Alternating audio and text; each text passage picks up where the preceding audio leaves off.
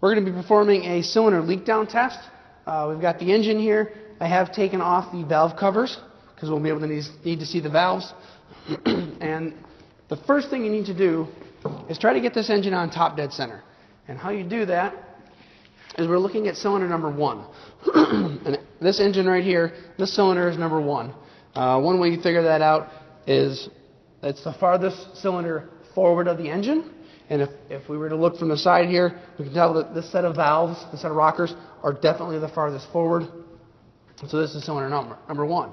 The other way you could is, on this style of GM engine, they actually put the cylinder numbers right on the intake runners. So the intake part here in the center, if you look on the runners, I can see 1, 3, 5, and 7.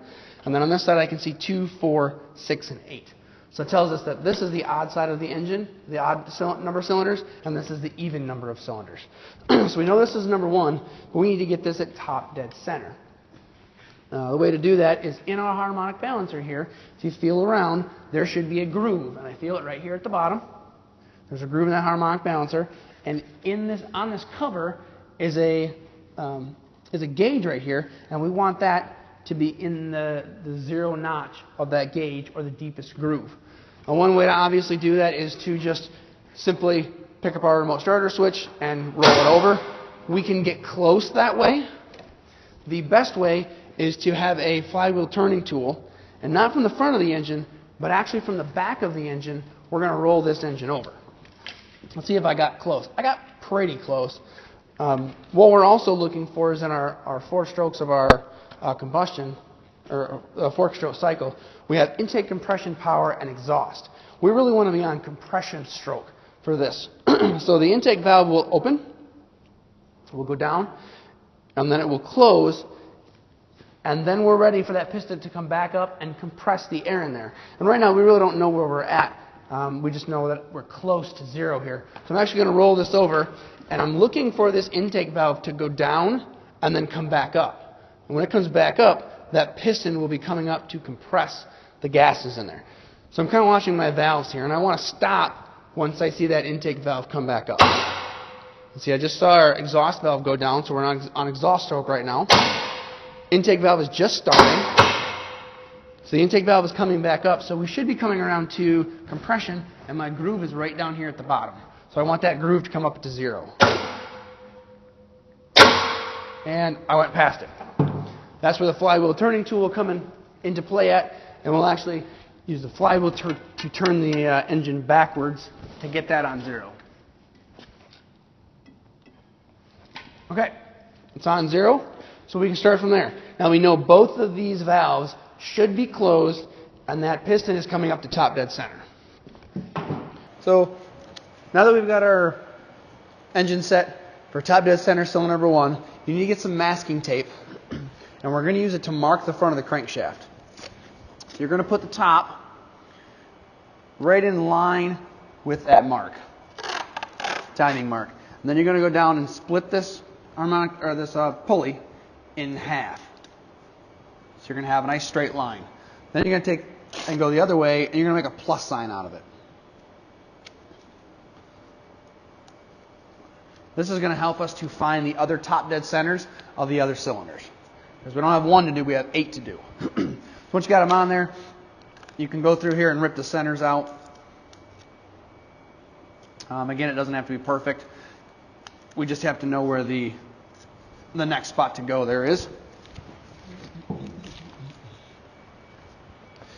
All right, then you're going to get this tool right here. It's a leak down tester. Comes with an adapter. The adapter will thread in the spark plug hole. So we can go ahead and do that right now.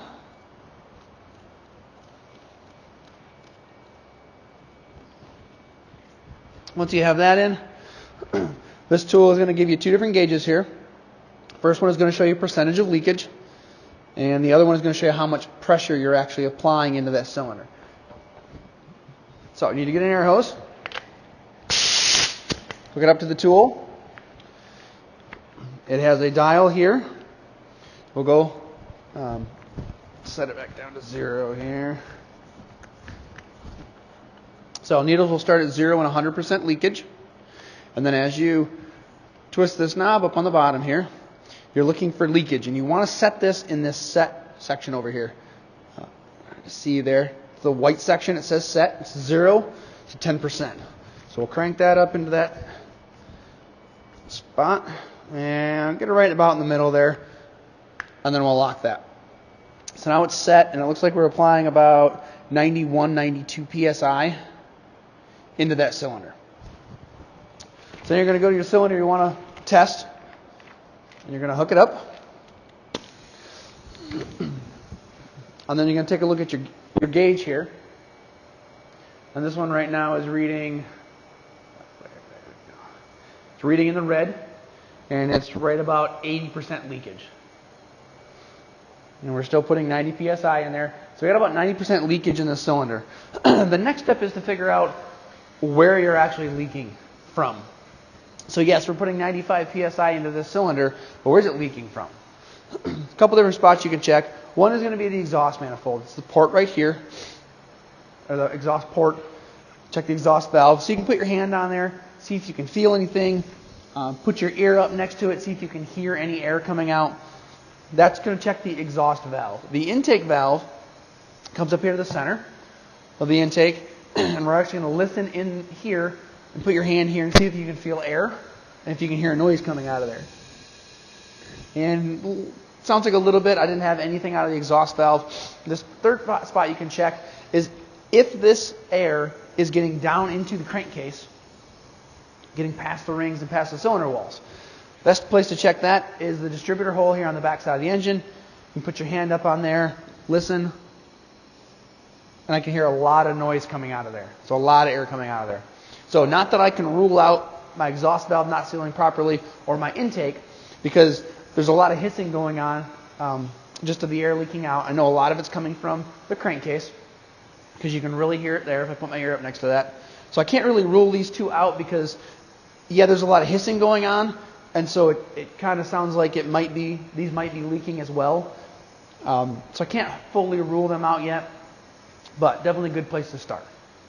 So once you're done with one, you'll disconnect your connector, disconnect your tool. You're then going to take this out of the engine. Now you need to get to the next cylinder to test. And how we're going to do that is that this engine needs to move, and we need to get the next cylinder top dead center. The firing order is on top of the intake, so it's 18436572. So this is number 1. We're going to check number 8 next. That's going to be this one all the way back here. We have to get that to top dead center though, however. So on this crankshaft, on the pulley here, we put these marks on here. We're going to rotate this crankshaft so that this next mark here, moving the crankshaft clockwise, moving the crankshaft clockwise, we're going to put this mark up here, and we're going to line up with the timing marks on the timing cover. So go ahead and do that.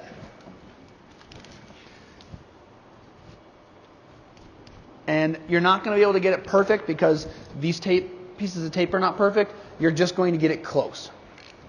So I'm lined up on there now. You can go back to cylinder number 8 back here.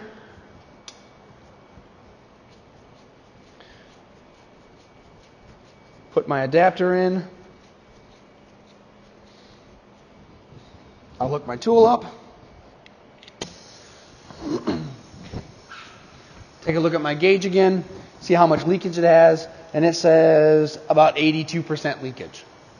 So again, I'm going to go through here. I'm going to put my hand, listen, see if I can hear where it's coming from.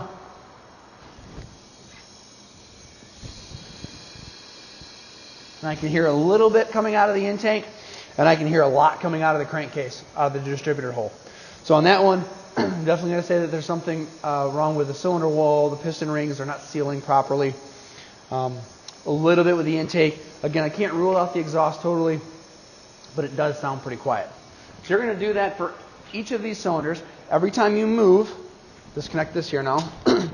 Every time you go on to the next cylinder, you're going to move the crankshaft 90 degrees, clockwise rotation, and then you're going to test the next cylinder in the firing order.